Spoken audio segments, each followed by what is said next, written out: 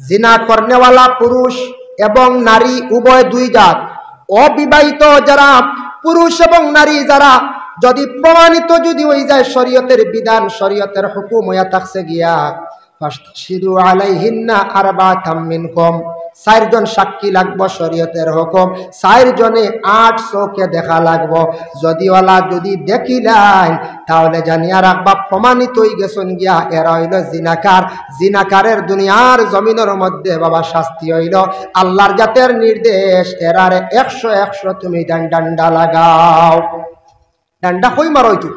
এই আয়াতের ব্যাখ্যা তাফসীরে ইবনে কাসির হাফিজ ইমাদউদ্দিন ইবনে কাসির রাহমাতুল্লাহি তাআলা আলাইহি বর্ণনা করছেন। দেখলাম এই গুরু মানুষরে ডান্ডা দিতে সময় শহর মসজিদের সামনে ময়দান নিয়া মানুষের সামনে মারতা। এরা লজ্জিত হইতা, অন্যরা দেখে কইতো শরীয়তের বিচার বড় কঠিন, পুরুষে জিনা করলে মহিলা জিনা করলে 100 ডান্ডা দেওয়া হয়। ডান্ডা দিতে গিয়া শরীয়তের হুকুম হইল খানি আঙ্গুল বা বুড়ি মানে শাহাদাত আঙ্গুলের মতো একটা অন্য হইতো। এইভাবে বেশি জোরেও না বেশি আস্তেও না মিডিয়াম ভাবে একজনে ডান্ডা দিতা, 100টা ডান্ডা তাদের ফিরসালের মধ্যে মারা হইতো। তাফসীর অঞ্চল ফাওয়ার মধ্যে মারার হুকুম আছে, তবে মুতাবার রওয়ায়াত ইয়া থাকছে গিয়া বলে ফিটির মধ্যে ডান্ডা দেওয়া হইতো। 100 ডান্ডা মারিয়া আবার এই আয়াতের ব্যাখ্যা টানছন, তুমি জান কি করো এরার 1 বৎসরের লাগি দেশ তাকি তাড়াইয়া দিলাও। 1 বছর লাগি এইভাবে চলাইতে বুঝাইছেন নি মার, মানে ইন্টার ট্রান্সফার মহল্লা করে 1 বছর লাগে জ্বালাওতনি তুমি এরিয়া ছাড়াইতে তোমার মুখ আমরা দেখতাম না। বহুত বাইছেন কত কঠিন শরীয়তের হুকুম। এরা এরা গিয়া বিবাহিত না অবিবাহিত। আর বিবাহিত যারা পুরুষ এবং মহিলারা যদি বিবাহিত কোনো মহিলা আছেন বিবাহিত স্বামী বাড়িতে নাই কিংবা তো স্বামীর অসাক্ষাতে অন্য পুরুষের জন্য মিলামিশা করে লাইছন, আল্লাহ এইভাবে করাক না। কিংবা তো কোনো পুরুষে নিজের ঘরে স্ত্রী তাহা সত্ত্বেও অন্য মহিলার সঙ্গে মিলামিশা করছন, জিনা করছন, যদি শরীয়তের দ্বারা এইভাবে যদি প্রমাণিত হয়ে যায়, সাক্ষী যদি দেওয়া হয়ে যায়, সাক্ষীর দ্বারা যদি প্রমাণিত হয়ে যায়, কিংবা তো উভয়ে যদি সাক্ষী দিলেন তারা বলে আমরা ভুলবশত এক গুনার কাজ করে লাইছি, তাদের হুকুম আইয় বলে ডান্ডা নাই রজম। রজম মানে আমাদের ভারতবর্ষ গণতন্ত্র দেশ, সেই দেশে রজম পালন করতাম পারি না, অন্যান্য ইসলামিক রাষ্ট্রের মধ্যে পালন করা হয়। এরারে খমর পর্যন্ত গাড়িয়া ফাতর দিয়া ইটাইয়া মারি নেওয়া। কত কড়া হুকুম, কত কড়া শক্ত হুকুম নানি, মানে এই ধরনের গুনাহ আল্লাহ এটার থেকে আমাদের হেফাজত করক। এখন প্রশ্ন জাগে 4 জন তো জীবনে একত্রিত হওয়া সম্ভব নয়, 4 জনে গিয়া কোনদিন একসাথে মিলাল পাইতা নাই, আমরা গুনাহ করি আর বাবা দুনিয়ার কোনো মানুষে যদি দেখে না, আল্লাহ তো দেখায় না। আল্লাহ কইতরা 2 গুররে কিয়ামতের দিন জিনাকার অকলরে আমি 2 গুররে আলাদা করব, তুমি তেন দেখবা।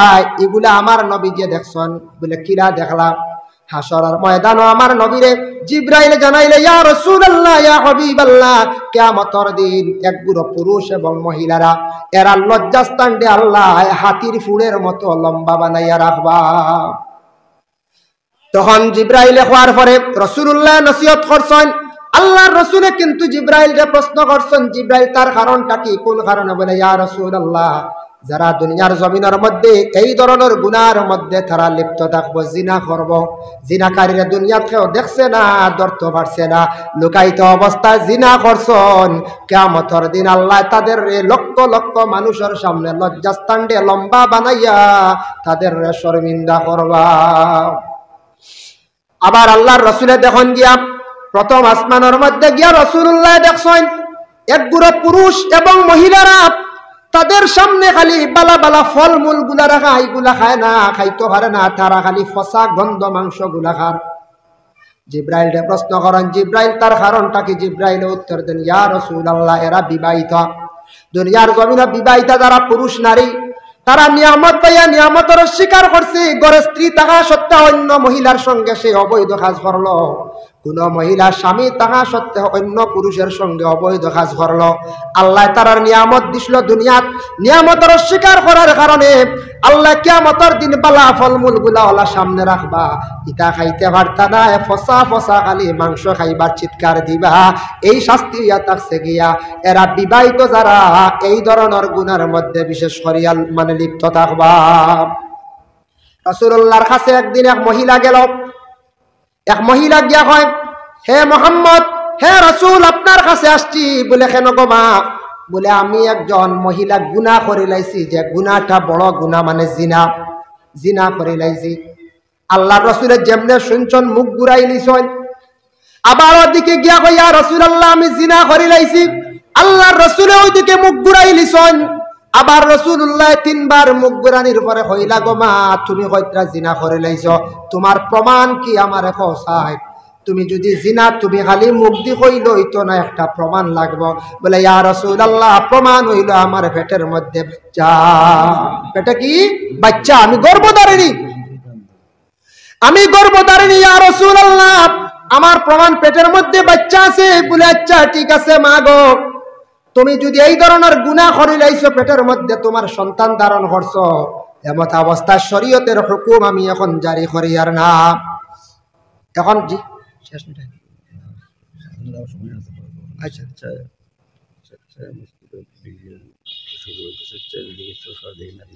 আচ্ছা ঠিক আছে। এর জন্য বিশেষ করিয়া মাহতারাম হাজিরিন কেরাম, তখন রাসূলুল্লাহ কইলা, তোমার তো কোনো প্রমাণ নাই, এই অবস্থায় আমি শরীয়তের কোনো হুকুম জারি করতাম না।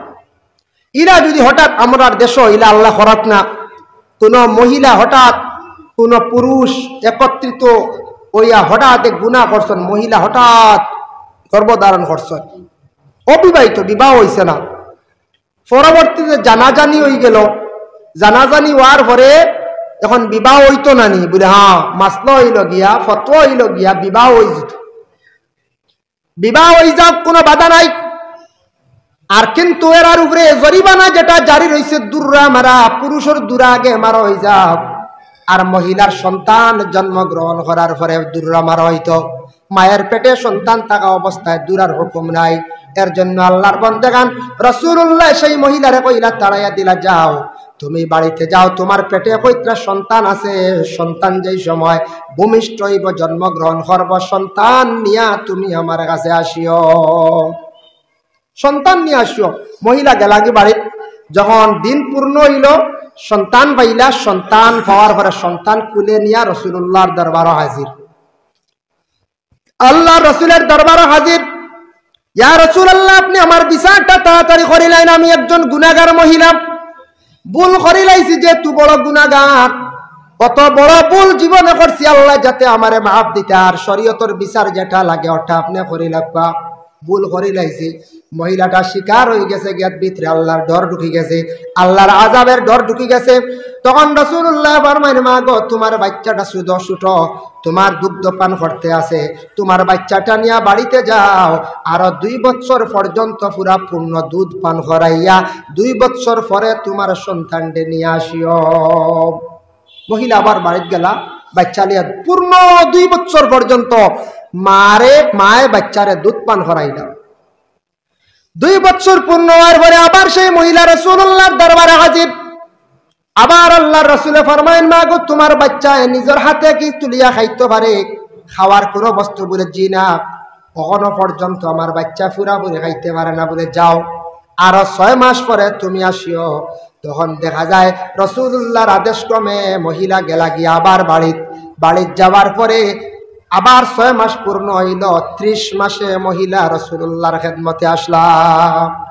আসার পরে রাসূলুল্লাহ জানাই, ওগো মা, তোমার সন্তানটা দেওসান। সন্তান হল রাসূলুল্লাহ অন্য সাহাবী হকলের কাছে সমঝাইয়া দিলা, আর সাহাবায়ে কেরাম হকলরে আদেশ করলা, যাও এই মহিলারে তুমি তান ও জায়গার মধ্যে শহর নিয়া তুমি তান ফাতর মারা আরম্ভ করছেন মহিলার গায়ে, মহিলার মাথায়।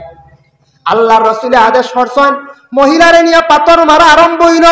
পাথরের সিটা মাথার মধ্যে পাথর মারছেন, মারার পরে সিটকারি দিয়া রক্ত উড়িয়া গেল। উমরের গায়ের মধ্যে সামান্য রক্ত লাগি গেল গিয়া, লাগার পরে হযরতে উমরে চিৎকার দিয়ে কইলেন, ইয়া রাসূলুল্লাহ, আমি ডরাইয়ার না পাক একজন মহিলার রক্ত আমার গায়ের মধ্যে লাগছে, আমি খুব ভয় করি। আর উমর সাহাবী এই মহিলার রক্ত শরীর পড়ার কারণে তাই চিৎকার দিছন, একজন সাহাবী কত ঘৃণা করছেন এই ধরনের মহিলারে। আর আল্লাহর রাসূল এই মহিলারে রজমর হুকুম দিলাইলা, বলে ফাতর মারিয়া মহিলারে তুমি দেন ছাড়াইলাও। কত বড় কঠোর শাস্তি দুনিয়াত।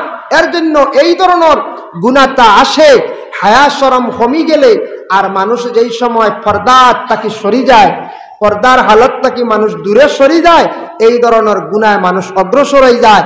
এই গুনাহ এমন গুনাহ যে গুনাহটা গুনাহ কবিরাও, অতএব এই গুনায় মানুষ বরবাদির পথে নে, মানুষ হায়া শরম উঠি যায়, মানুষ গুনাহ এমন গুনায় লিপ্ত হয়, কিয়ামতের দিন অসংখ্য বান্দা বান্দিরা এইভাবে আল্লাহর দরবারও হাজিরি দিবা। এরা প্রমাণিত হইবা যারা এরা দুনিয়ার জমিনের মধ্যে এই ধরনের গুনাহগার আসে। আল্লাহর বান্দাগণের জন্য বিশেষ করিয়া আল্লাহ পাক রব্বুল আলামিনে আবার ঘোষণা করেন, ইয়া আইয়ুহাল্লাযীনা আমানু লা তাদখুলু বুয়ুতান গায়রা বুয়ুতিকুম হাত্তা তাস্তানিসু ওয়া তুসাল্লিমু আলা আহলিহা।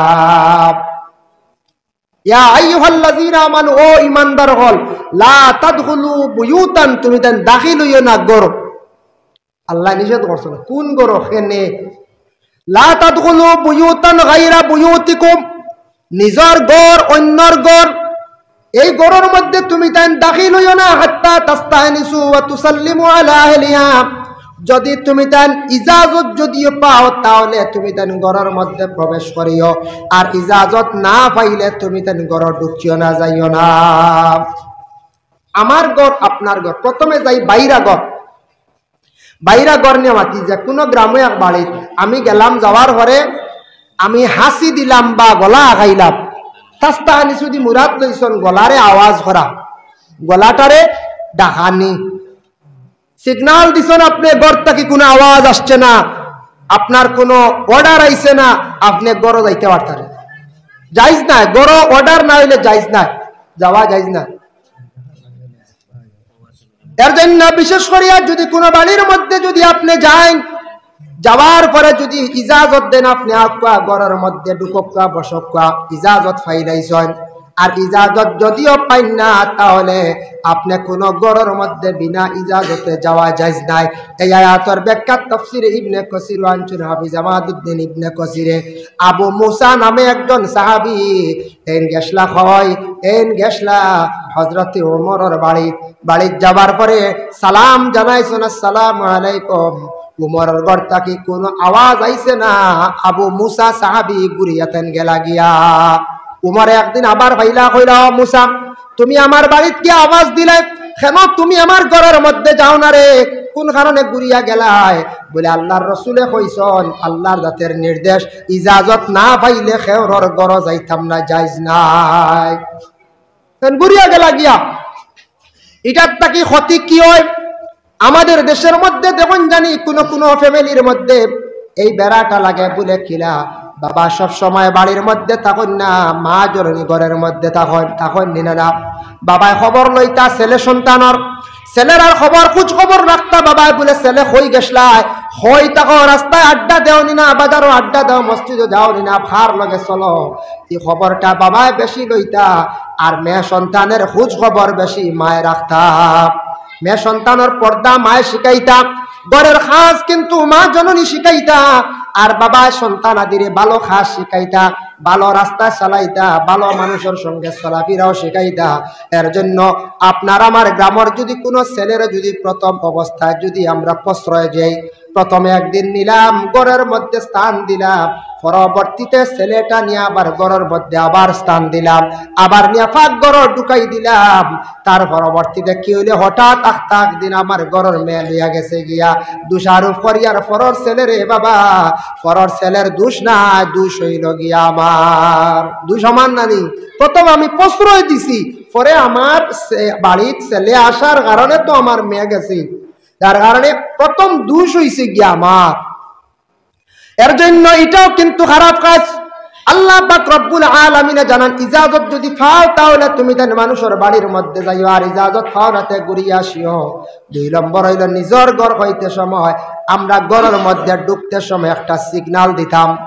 ও আয়াতর ব্যাখ্যা টানছন রাসূলুল্লাহ আর একজন স্ত্রী হযরতে আবু সালমা রাদিয়াল্লাহু তাআলা আনহু, তার স্বামীর নাম আসলো আবু সালামা।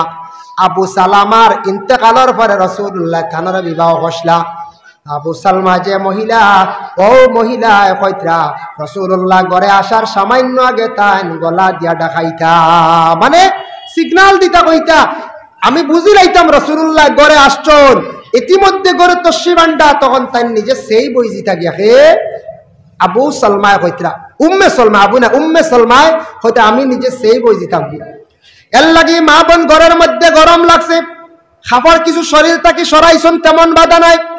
বেশি অসুস্থ কিবা তো অশান্তি করে খাবার গাত থেকে সরাইছন, ঘরের ভিতরে কোনো অসুবিধা নাই, কিন্তু ঘরে প্রবেশ করার আগে সিগন্যাল দিতাম আপনার আমার কুরআনের নির্দেশ। ভাই ঘরের মধ্যে ঢুকরা আপনি সিগন্যাল দেন, আপনি মা ঘরের মধ্যে ঢুকনা সিগন্যাল দেন। যে কোনো মানুষ ঘরের মধ্যে ঢুকতে সময় একটা সিগন্যাল দিয়ে ঘরের মধ্যে প্রবেশ করবা, জানতা না আপনি কি হালতে মহিলা হল ঘরের মধ্যে আসন হইতে পারতা নাই। যার জন্য আল্লাহর বন্দেগান দয়া করিয়া আল্লাহ খেওয়াস্তে আমরা এইভাবে শরীয়তের বিধানগুলা মানিয়ে আমরা চলার চেষ্টা করতাম যতটুক সম্ভব। এর জন্য আল্লাহকে ওয়াস্তে আমরা দেশ মা বোন যারা আসন এরা বাজার যাইতা দেখতা না, বাজারত যাইতা। মহিলা তো এখানে মক্কা মদিনা যাইতা, হজ যাইতা না, যাইতা হজ যাইতেও তো একটা শরীয়তর হুকুম মানিয়া যাওয়া লাগেন না, না যাইতা। ডাক্তারের কাছে যাইতা, ডাক্তারের কাছে গেলে খালি শরীয়ত দেখাই লই বলে জি না। তবুও মেয়ে সন্তান হলরে কোন যদি ডাক্তার লেডিস তখন দেখানি খান বালা, নতুবা আপনি জেন্টস ডাক্তারের কাছে দেখাইছেন কোনো অসুবিধা নাই, বাধা নাই। আপনি অপারক ডাক্তার দেখাইতেন শরীয়ত মানলে হইতো না। মা বোন ওগুলোর আশা আছে বাজার দেখতা, মার্কেট দেখতা, আপনি ভ্রমণ করকা লইয়া যাবা। কিন্তু হুকুম হইল গিয়া প্রত্যেক মহিলা যদি মার্কেটও যায় বা কোনো শহরও যায়, তাহলে একজন দায়িত্বশীল হিসাবে লগে লইয়া যাইতা, দায়িত্বশীল তার স্বামী ইজাজত দিতা, উপযুক্ত ছেলে লইয়া যাবা, কিবা তো তার শ্বশুরে লইয়া গেছ, কিংবা তো বিশেষ করে স্বামীর লইয়া আপনি মার্কেটও যাবা, কোনো বাধা নাই। আমরার দেশ আছে নানি কিছু কিছু মা বই নগল আসন স্বামীর অসাক্ষাতেও যাইত্রা, স্বামীরে না হইয়া যাইত্রা, অতএব স্বামীর কথা মান্ডানা না হইয়া নিজের স্বইচ্ছা মার্কেটিং করা আরম্ভ করছেন না।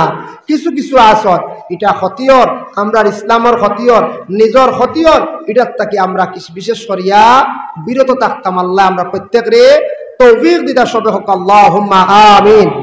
মুহতারাম হাজিরিনে কেরাম, এর জন্য বিশেষ করিয়া পর্দা একটা শরীয়তের খাস হুকুম, এটা প্রত্যেকে মানতে লাগবে। পর্দা করা আবার ফরজ হওয়া হয়েছে বলে এখানে দেখো গাছ একটা আছে, গাছের যদি ফাতা থাকে না গাছের সৌন্দর্য থাকবো নি বলে না।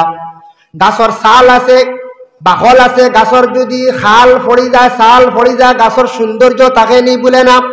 গাছের মূল্য থাকে না, সৌন্দর্য থাকে না। গাছের পাতা না থাকলে সৌন্দর্য থাকে না। বলা ঠিক মানুষের যদি জীবনে তার আব্রু যদি করে না, প্রত্যেক মানুষের যদি পর্দা করে না, তাহলে জানিয়া রাখবা এই মানুষের কোনোদিন সৌন্দর্য থাকতো নাই, কোনোদিন সৌন্দর্য থাকতো নাই। আল্লাহ পাক রব্বুল আলামিন আমরা প্রত্যেককে বেশি বেশি করিয়া পর্দার হুকুম মানিয়া চলার আল্লাহ তৌফিক দেখা। আর বিশেষ করিয়া এই ধরনের গুনাহ কবিরা যেটা নিয়ে আমি আলোচনা করলাম, এটার থেকে আমরা বিরত থাকতাম। আল্লাহ আমরা প্রত্যেকের তৌফিক দিতা সবে হক্কা, আল্লাহুম্মা আমিন। মুহতারাম হাজিরিনে কেরাম, এখন একটা সমস্যার সমাধানের পথে যাইতে লাগবো। হইবা বলে হারে জীবনে অজানিয়া গুনাহ করে লাইছি, বন্দা তুমি গুনাহ করে লাইছো, আমিও গুনাহ করে লাইছি। মনে করেন গুনার করার পরে একটা সূরা আছে, একটা সমাধান আছে। আল্লাহ জানেন বন্দা অজান্ত অবস্থায় তুমি গুনাহ করে লাইছো, তুবু ইলাল্লাহি তাওবাতান নাসুহা। তুবু ইলাল্লাহ, তওবা করো আল্লাহর কাছে, আন্তরিকতার সহিত তওবা করো। আন্তরিকতার সহিত তুমি কি করো? তওবা করো। ওলা তওবা করতে আল্লাহ জীবনে ভুল করে লাইছি, গুনাহ করে লাইছি, আল্লাহ এটা গুনাহ আর জীবনে করতাম না, খাস দিল দিয়া অন্তর দিয়া হক্কা গুনার কথা স্মরণ করিয়া শর্মিন্দা হইয়া চকুর পানি ছাড়ক্কা। জাহান্নামের আগুন এমন এক আগুন বাবা, দুনিয়াত আগুন লাগলে ফায়ার ব্রিগেডে মিটাইলাই নিভাইলাই, কিন্তু জাহান্নামের আগুন দুনিয়ার সারা ফায়ার ব্রিগেড নিল নিমত নাই। আল্লাহ রাসূলে ফরমান, জাহান্নাম ভয় করিয়া ডরাইয়া যদি মানুষের চকুর পানি যদি সামান্য জমিনের মধ্যে ছাড়ি দে, এই চকুর পানির কারণে জাহান্নামের আগুন দে তার লাগি আল্লাহ সরাইলেন, ঠান্ডা করিলেন। সুবহানাল্লাহ। এর লাগি জীবনে ভুল করছি, তৌবা করতাম, তৌবার রাস্তা আছে, গুনাহ মাফির রাস্তা আছে বাবা। তৌবা জীবনে করার চেষ্টা করবা, যত বেশি করি তৌবা করবা। রোজানা একবারে নিম্নতম পারলে 100 বার করবা। আমরার তরিকার পীর ও মুর্শিদ হলে আমরারে বাতাইয়া দেন আস্তাগফিরুল্লাহ 100 বার, দুরূদ শরীফ 200 বার। আপনি এক তরিকার অন্তর্ভুক্ত হইছেন হওয়া মানে পীরে আপনারে সঠিক রাস্তা বাতাইয়া দিতরা। আল্লাহর রাসূল আল্লাহ পাওয়ার সঠিক একটা পন্থা, যার জন্য আল্লাহর বান্দাগান দুরূদ পড়িবা, আপনার দরজা বুলন্দ হইব, রাসূলুল্লাহর প্রতি মহব্বত হইব। আর আস্তাগফিরুল্লাহ যত বেশি করি পড়িবা তত গুনাহ আপনার মাফ হইব, আপনার দিল নরম হইব, গুনাহ থেকে আপনি বাঁচিবা। এর জন্য আল্লাহর বান্দাগান যত পারেন বেশি করিয়া তওবার নামাজ পড়বা। তওবার নামাজ আমি একদিন এক কিতাবের মধ্যে দেখলাম, রাকাতাই করি 2 রাকাত তওবার নামাজ পড়বা, আস্তাগফিরুল্লাহ বেশি করিয়া পড়বা, আর আল্লাহর কাছে খান্দবা, দোয়া করবা। আল্লাহ পাহাড়ের লাগান গুনাহ করলে আল্লাহ গুনাহ মাফ দিবা, কিন্তু ফরর হক এটা আল্লাহ মাফ দেন না। ফরর হক মানুষ দাবি না ছাড়লে মাফ হইব, জি না, মাফ নাই। ও দোকানও কয়েকদিন খরচ খাইছি, বাদে আর যাওয়া নাই। ও ফার্মেসিত কত টাকা, অমুকের কাছ থেকে আসলাম গুস্তর পয়সা, আর দেওয়া দেবী নাই, খাইয়া বইছি মজবুত হইয়া আছে না নিলাম, যা যা ঋণ আসলাম, বাদে আর কিয় দেবো, দিলাইছি না দিতাম না, ফাললে লইলিস, কথা আছে না নি। ইলা যদি ইগু মা বইতো না, বনির হক দাবিয়া খাই নিছেন, বইনে খান দিয়া গেছে, লইতে নিতে পারছে না। ইলা যদি হক দাবিয়া খাই আর ফরর হক যদি খান, এটা মাফ নাই, কিয়ামতের দিন বিনিময়ে নেকি দিয়ে ছুটিয়া দেওয়া লাগবো। আর যত বড় গুনাহ করবা আপনি আল্লাহর রহমত থাকি বঞ্চিত হইবা না। রহমতের আশা নিয়ে আল্লাহর কাছে আপনি দোয়া করেন, আল্লাহ আপনার জীবনের तमाम গুনাহ আল্লাহ মাফ দিবা, গুনাহ মাফ হইব। বেলাশক আপনি নৈরাশ হইতা না, বলি আল্লাহ আমি ভুল করে লাইছি, গুনাহ করে লাইছি, মাফ দেও, খান্দক আল্লাহর দরবারও অবশ্যই আল্লাহ মাফ দিবা, গুনাহ আল্লাহ মাফ দিবা। আল্লাহ তওবা করনেওয়ালারে, মাফি চানেওয়ালারে আল্লাহ বড় পছন্দ করেন। সুবহানাল্লাহ। এর লাগে মাফ চাইতাম না। না এমনিও কোনো আসামি পুলিশে ধরিয়া নিলে সে যদি কাতর হইয়া দারোগার কাছে যদি কয় বলে স্যার হাসাও বাদ খাম করছি, ঠিক আছে আমি ভুল করছি, আমার মাফ দেখবা, যদি সাধারণ ছোটখাটো কিচ্ছু যদি ওই মাফ দিলে, এবার বড় র্যাঙ্কর যদি বড় ক্রাইমও ছাড়তো না, কইব না আমার উপরে প্রেশার আইব, ছাড়বন না। টুকটাক কিচ্ছু হইলে, কাতর হইলে, শিকার আইলে ম্যাজিস্ট্রেটওয়ালা বিচারকে বিচার করতে সেও যদি শিকার আইলায় বহু কনসিডার করিলায়, সাজে একটা দিলেইব কনসিডার করবে, যেহেতু সে শিকার আই গেছে গিয়া। এর জন্য আল্লাহকে ওয়াস্তে দয়া করিয়া আমরা এই শরীয়তের হুকুমগুলা মানিয়া চলতাম। আল্লাহ আমরা প্রত্যেকটা তৌফিক দিতাম। আরবও অল্লাহ এক অবস্থা আসলো, মহিলা ওগুলোর তেমন সম্মান আসলো না। আরবের ওলা অবস্থা আসলো, মেয়ের কোনো বাবার সম্মান মর্যাদা আসলো না, মেয়ের আর কোনো মর্যাদা আসলো না, মেয়ের বাবার ওলা তেমন মর্যাদা আসলো না, ওলা অবস্থা আসলো আরবের অবস্থা। কিন্তু আল্লাহর রাসূল এই দুনিয়ার জমিনে তশরিফ আনার পরে আল্লাহর রাসূলে প্রত্যেক মেয়ে সন্তান হলর বাবার সম্মান বাড়াইয়া দিলাইলা, মেয়েদের সম্মান মর্যাদা বাড়ি গেল। বলে কিভাবে? আরবে এমন অবস্থা আসলো, মানুষে মেয়ের বাবারে কোনো পদ দিতা না, পদবি বানাইতা না, মেয়ের বাবারে অবহেলা করতা।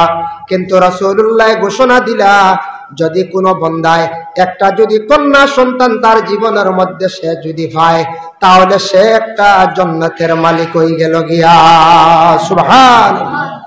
সাহাবায়ে কেরামরা প্রশ্ন করেন, ইয়া রাসূলুল্লাহ যদি 2টা কন্যা সন্তান পায়, 3টা কন্যা সন্তান পায়, 4টা কন্যা সন্তান যদি সে পায়, 4টা জান্নাতের মালিক নি? বলে হ্যাঁ।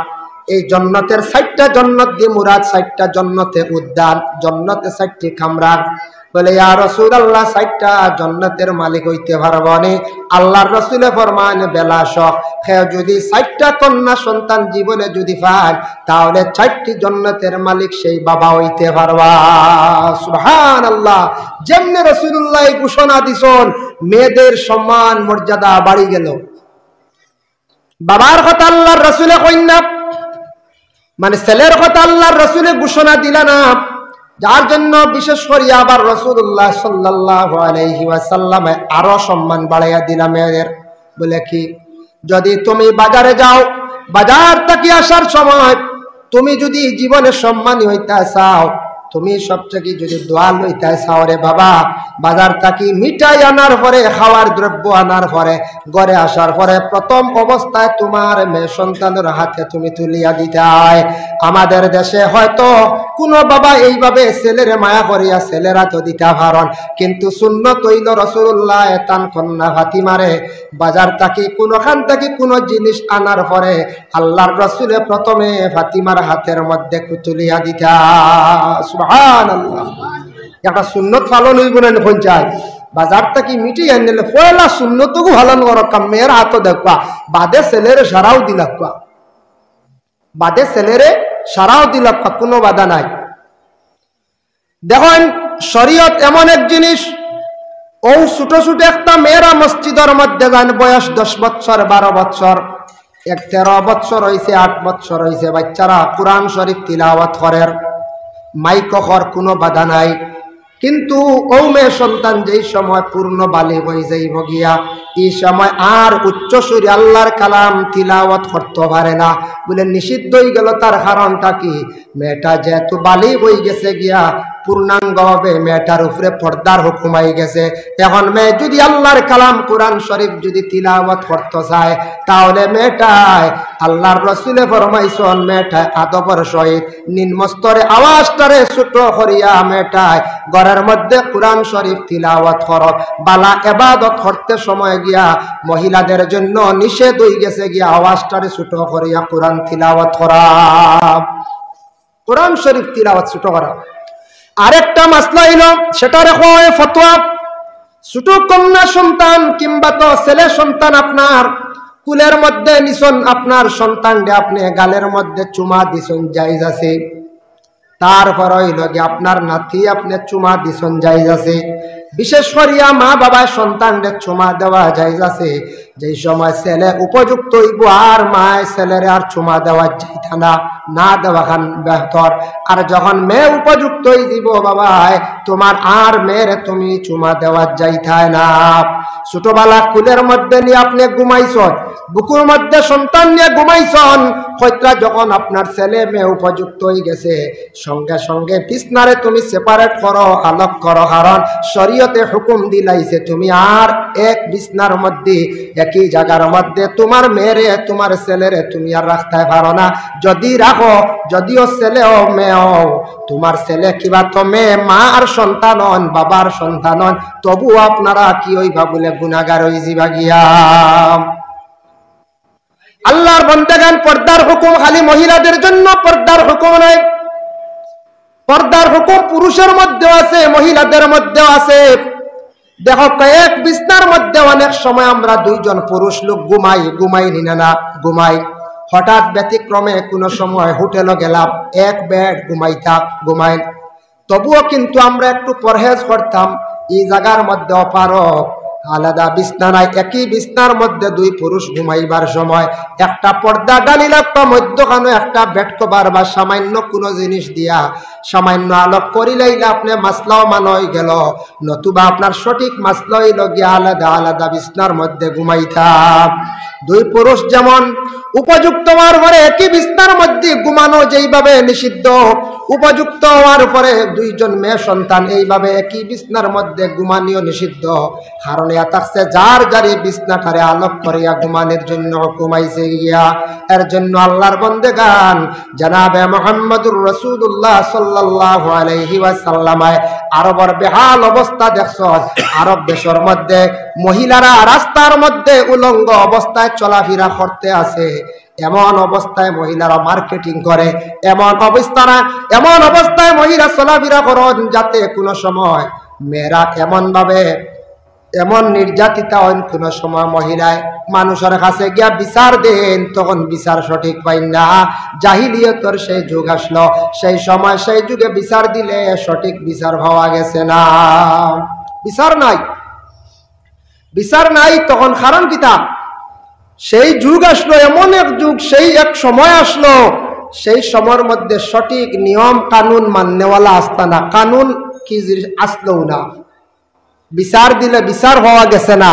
আর মহিলারা যেই সময় ওপেনলি রাস্তার মধ্যে তারা ঘুরছে, তখন মহিলার কারণে অন্য পুরুষ আকর্ষিত হয়েছে, গুনার দিকে সে অগ্রসর হয়েছে, পরবর্তীতে উভয় গুনাহগার হয়েছে।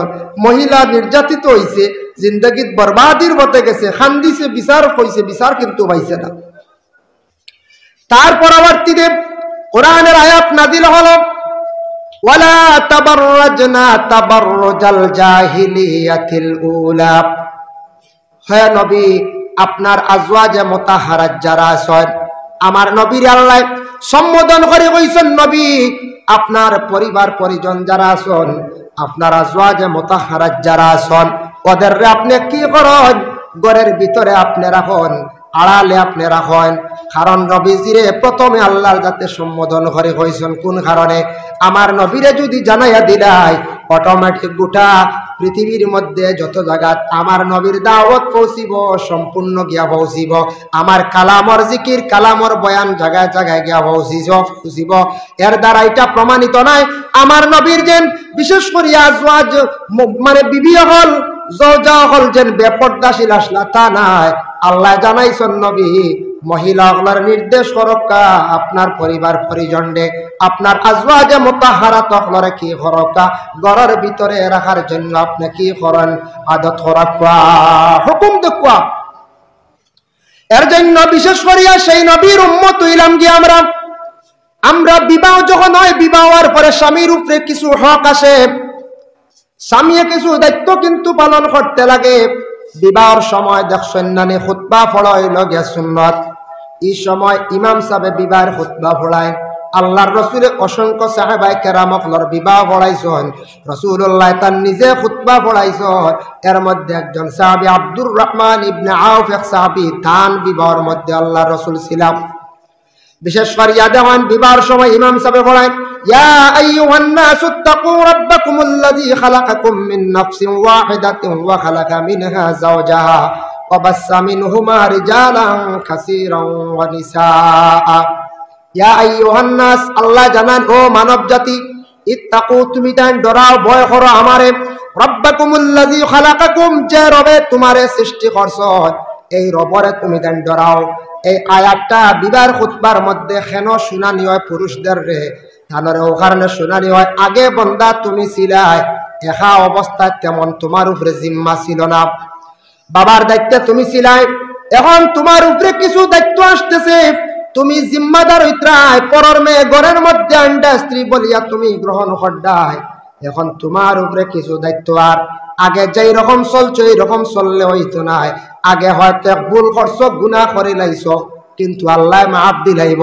এখন গড় 30 টাকা সত্ত্বেও যদি তুমি গুনার মধ্যে যদি লিপ্ত অগ্রসর হও, আল্লাহ কিন্তু তোমারে ছাড় দিবে না।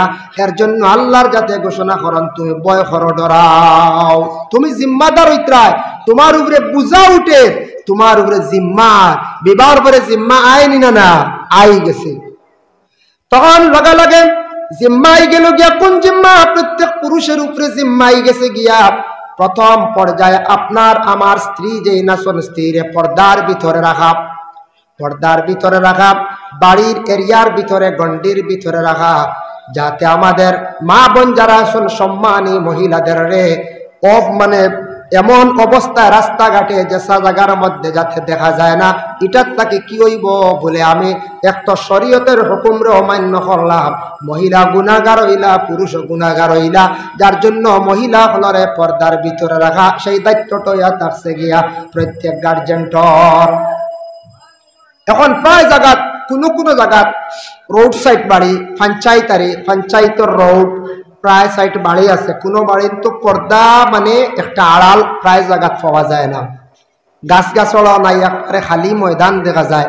আমরা পর্দা কইতে মনে করি দরজা জানালাত খালি পর্দা লাগাইলে পর্দা হয়ে গেছে, বলে নাই বলে জি না, এটাও লাগাইতা। এটা হইলে গড়র পর্দা। গড়র মধ্যে যেন একটা আব্রু থাকা দরকার, গড়র এক সৌন্দর্য আর এটার আব্রু। বাড়ি যেটা আছে সেই বাড়িটার মধ্যে আব্রু থাকতো। গাছপালা আছে, গাছপালা লাগাবা কিছু কোনো সময় কোনো বাড়ির দেখবা গাছপালা কম, হয়তো ঠেলাঠেলির কারণে লাগাইতে এক বাড়ির মধ্যে 4 ভাই 5 ভাই, 1 ভাইয়ে লাগাইন 3 ভাইয়ে লাগাইন না কন ইনু থাকতাম নাও ঘর, ই বাড়ি ছাড়িয়া যায় ইনু আমি ইত্যাদি কিতাব পড়তাম, ইলাও কোনো সময় আই যেতে পারে। শরহ সুদূর কিতাবের মধ্যে আল্লামা জালালউদ্দিন সৈয়দী রহমাতুল্লাহি তাআলা আলাইহি বর্ণনা করছেন, বাবা কোন মানুষে যদি একটা ফলর গাছ যদি ও নিয়তে যদি সে যদি লাগায়, আয় আল্লাহ এই গাছটা লাগাইলাম ফসল ধরব, ফসল ধরার পরে মানুষে খাইবা, এটা সদকায়ে জারিয়া হিসাবে ইলা নিয়ত করিয়া যদি লাগায়, ফসল মানুষে যদি খায়, মানুষের যদি খাবাইবার যদি বান্দা যদি সুযোগ দিয়া থাকল, তাহলে এই বান্দা যদি আবার মারা যায়, যতদিন গাছ জীবিত থাকবো ফসল ধরব মানুষে খাইবা, এর সওয়াবের অংশ তান আর রাহে মুকদ্দাস গিয়া ফৌসিব সবকা সুবহানাল্লাহ। এর লাগে বাড়ির মধ্যে গাছপালা লাগান, বাড়ির একটা সৌন্দর্য, বাড়ির একটা ছায়া থাকে, যার জন্য বাড়ির মধ্যে গাছে যদি কিছু আড়াল দিলায় বাড়ির একটা সৌন্দর্য বাড়ির মধ্যে আব্রু হয়ে গেল। নতুবা আমি কোন সময় দেখি খ্রিস্টান ধর্মের মানুষ মণিপুরি যারা আছেন, এরপরে দেখবা খাসিয়া মানুষ যারা আছেন, এইভাবে কোন সময় সনাতন ধর্মের মানুষ, প্রায় অন্য ধর্মের মানুষেরা বাড়ির সামনাটা কি করেন আড়াল দেন দরজা দিয়া বা যে কোনো লাইনে। কিন্তু দুঃখ লাগে কিছু কিছু আমাদের মুসলমান সমাজের বাড়ি আছে যারা আমরা চিন্তা করিও না বাড়ির সম্মুখটা আমরা একটা আড়াল দিয়ার না। এটা দায়িত্ব কার? দায়িত্ব হইল গার্জেন টাকল, পুরুষ লোক, মহিলা কিন্তু দায়ী নয়, মহিলা দায়ী নয়। এর জন্য এগুলা আমরা একটু খরচ করিয়াও, কিছু কষ্ট করিয়া এগুলো আমরা দায়িত্ব শরীয়তের সেই হুকুম আমরা কি করতাম মানতাম, এই হুকুমটা আমরা মানিয়া যাইতাম। 2 নম্বরে থাকছে দেখেন হাম্মাম খানা বানানি হইল গিয়া হাম্মাম খানার মধ্যে বানাইয়া গোসল করা বা কাপড় পরিধান করা সুন্নত, ইংলিশে বাথরুম হয়। টাকা পয়সা যাদের আছে বাড়ির ঘরের মধ্যে সুন্দর করিয়া বানাইছেন, আর আমরা যারা টাকা পয়সা তেমন নাই, কিছু আমরা গরিব, অর্থনীতি আমরা নাই, দুর্বল মানুষ, কিন্তু সামান্য বাঁশ কিনিয়ে আনলে বালা তেরফাল বালা কোন ধরনের কাবার কিনিয়ে আনলে ফুসকুরনির ভার, এখন হাম্মাম খানা বানাইলে মুসলমান বাড়ির পরিচয় পাওয়া যাইব। নবীর একটা সুন্নত আদায় হইল, মা বোনটা কাপড় পরিবর্তন করলা, মহিলা হল গুনাত থাকি বাঁচিলা, আমরাও গুনাত থাকি বাঁচিলাম। এর জন্য আমরা প্রত্যেক মুসলমান হলে ফুসকুরনির ভার গাঠর সাইটে যে একটা হাম্মাম খানা, এটা আমরা প্রত্যেকে বানাইয়া রাখতাম। হঠাৎ কোনো সময় চকুত পড়ে গাড়িয়ে যাইতে কোনো আলো দেখা যায় ফুসকুরনি একবারে খোলা, ইলা তাকি যায় না নি? তাকি যায়। নিয়ম হইছে কি আপনি আমি শরীয়ত মানতে হইলে এইটা শরীয়তের আহকামের ভিতরে এটা মানা আপনার আমার লাগি জরুর, এটা মানিয়ে নিতাম আমরা। আল্লাহর বন্দেগানের জন্য বিশেষ করিয়া দেবেন। তারপরে থাকছে কি আমরা দেহর মধ্যে কাপড় যেটা আছে, কাপড় আমরার জন্য আব্রু, এটা আমরার অলঙ্কার। এমন ভাবে ছত্রে আওরত ডাকিয়া রাখা হইল গিয়া ফরজ। নাভি তাকি হাঁটু পর্যন্ত, হাঁটু নিচ পর্যন্ত আমরা আপনার আমার পুরুষের জন্য ডাকিয়া রাখা হইল গিয়া ফরজ। আর মা বোনদের জন্য জানা আছে পূর্ণ শরীর ডাকিয়া রাখা ফরজ। তবে হুকুম আছে হাতের কবজা আর মুখ মানে চেহারা, পায়ের পাতা, এই অংশগুলা যদি জরুরতে কারণবশত যদি বাহির হয় তা কোনো বাধা নাই। তবে এর থাকি বেশি যদি জরুরতান কাপড় মহিলার যদি বাহির হয়ে যায়, প্রকাশ্য হয়ে যায়, কোনো পুরুষের যদি দৃষ্টি পড়ে যায়, তাহলে মহিলা গুনাহগার হইলা, পুরুষও গুনাহগার হইলা। আমরা নর্থ ইস্টের মধ্যে বিশেষ করিয়া, আসামের মধ্যে বিশেষ করিয়া বরাক ভ্যালির মধ্যে শাড়ি চলে মা বোনদের, কলকাতায় যেন আপনি পশ্চিমবঙ্গ শাড়িও চলে, আর বিভিন্ন রাজ্য আছে, এই রাজ্যগুলোর মধ্যে মানে শাড়ি কম চলে, বেশিরভাগ নাইটি বা চুড়িদার ইগুলা মহিলারা ব্যবহার করেন না করে। আমরা দেশে প্রচলিত ওইগুলো শাড়ি, এটাও সুন্দর, শাড়িয়ে গেলা মহিলাদের সৌন্দর্য মানায়, অন্য কাপড়ে তেমন মানায় না। বিবাহর পরে শাড়িয়ে গেলে একটা সৌন্দর্য আনে, ঠিক আছে। তবে যদি নাইটি যদি পরিধান করেন, নাইটি পরিধান করলে এটাও পালা মহিলাদের শরীরটা পুরাপুরি ঢাকা হইল। যদি বিবাহ দিছেন আপনার ছেলের বউ ঘরের মধ্যে আনছেন, আনার পরে মহিলা যদি চায় বলে আমি শাড়ি পরিধান করতাম সাইয়ার নাইটা আমার অসুবিধা করে, আমার পারমিশন দেখবে আমি নাইটিটা ব্যবহার করি নাই কিংবা তো চুড়িদারটা ব্যবহার করি নাই। যদি মহিলা ইলা যদি পারমিশন চাইতে লাগবো শ্বশুর বাড়ি গিয়া, কিন্তু শ্বশুর বাড়িও কিছু মহিলা কথা মানতে লাগবো। শ্বশুর শাশুড়ি যারা আছেন মা বাবার সমতুল্য, মা বাবা নয় মা বাবার সমতুল্য। আর বলে স্বামী যেই নাচন মহিলায় স্বামীরে তার জিম্মাদার সর্দার হিসাবে মানিয়া নিতা। আল্লাহর জাতের ঘোষণা, আর রিজালু কাওয়ামুনা আলান নিসা, প্রত্যেক বিবাহিতা মহিলা তাদের জিম্মাদার, স্বামী হইলা গিয়া সর্দার। সর্দার হইতে গিয়া স্বামী খালি মারলে সর্দার নাই। বলে সর্দার হইছি বেশরি পিটিতাম, বলে জি না। জিম্মাদার হইছি বেশরি মারতাম পারি, বলে জি না। যেটা মনে হইতাম পারি, বলে জি না। আপনার আমার স্ত্রীর লাগি মানুষ মাত্র ভুল হয়, স্বামী স্ত্রী কম বেশ একটু ঝগড়া হয়। ইলা বিবাহর পরে 5 বছর 10 বছর 18 বছর 20 বছর হয়েছে, সেও হইতাম পারতাম না আমরা বুকুর টুকিয়া বলে আমরা ঝগড়া উগড়ে একদিন হয়েছে না। ইটা সের গ্যারেন্টি নাই, কোনো বেড়া বুঝতে পারতাম না। সব বেশ হোক চুড়াচুড়ি হয় মাঝে মধ্যে টুকটাক, তা ওইতে গিয়া কম আর বেশি যদি হয় জুলুম অত্যাচারী মহিলা থাকতে পারবো স্বামীর বাড়ি আর জি না। দুরূদ শরীফ পড়ো, আল্লাহুম্মা সাল্লি আলা সাইয়্যিদিনা মাওলানা মুহাম্মদ ওয়া আলা আলি সাইয়্যিদিনা মাওলানা।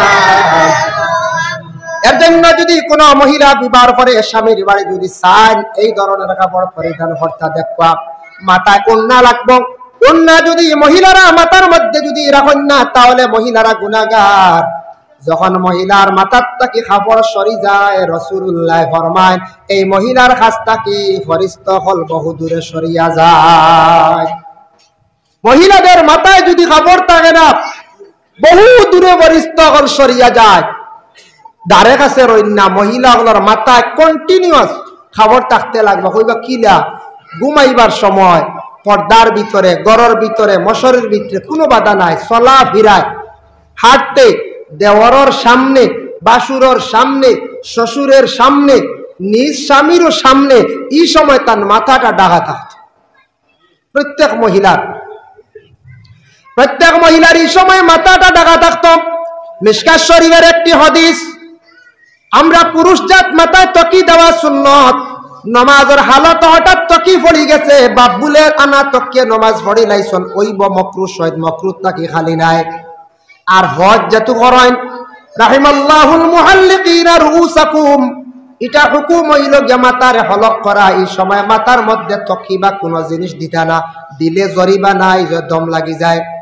মাথা যেই সময় খামাইবা মাথার মধ্যে মাথা খালি রাখিয়া নমাজ পড়তা, আল্লাহর গড্ডে তোয়াফতা। এর জন্য পুরুষের মাথাটা খামানি চুলানি, আর মহিলাদের জন্য মাথার চুল একবার খামানি, মহিলাদের জন্য হুকুম নাই। মহিলাগুলো মাথা খামাইলে অযোগিয়া, বলে জি না, মহিলাগুলোর খামানির হুকুম নাই, পুরুষের মাথা খায়। কিন্তু আনা তো কেউ নমাজ হয়ে যায় পুরুষের, আর মহিলার নমাজটা আল্লাহ গসি বলে দেখি যায়। রাসূলুল্লাহর হাদিস, وقال النبي صلى الله عليه وسلم لا تقبل الصلاة الحائز إلا بخمار। لا تقبل الصلاة الحائزين، حائزين دی مراد آئے بالغا عورت، آئے بالغا او ناپا انو گیا اور دلے سے بیت خواہی اگوئی جاؤ نا ڈاکٹر اگوئی نا لا الہ الا اللہ لا إله إلا الله لا إله إلا